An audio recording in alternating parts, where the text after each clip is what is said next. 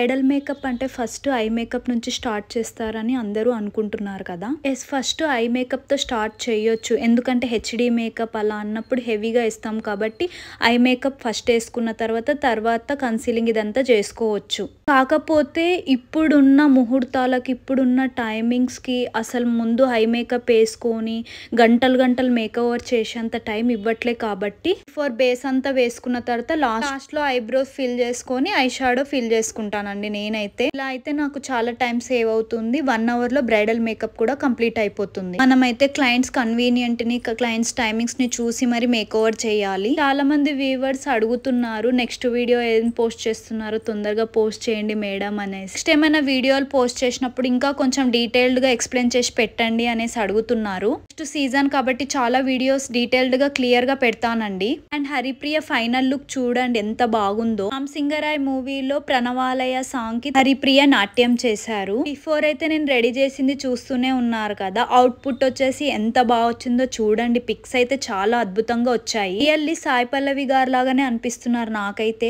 Viewers కోసం 7 types makeup looks అయితే నేను చూపిస్తాను. డీటెయిల్డ్ గానే క్లియర్ గానే పెడతాను. అండ్ రీల్ టైప్ లో అయితేనంటే చాలా తక్కువ టైంలో పెట్టాల్సి ఉంటుంది. యూట్యూబ్ లో అయితే ఫుల్ వీడియో పెడతాను, ఎవరైతే చూడాలనుకుంటున్నారో చూసేయొచ్చు. ఇంకేమైనా డౌట్లు ఉన్నా ఏమైనా కామెంట్స్ అయినా చేయండి, నేను చేస్తాను.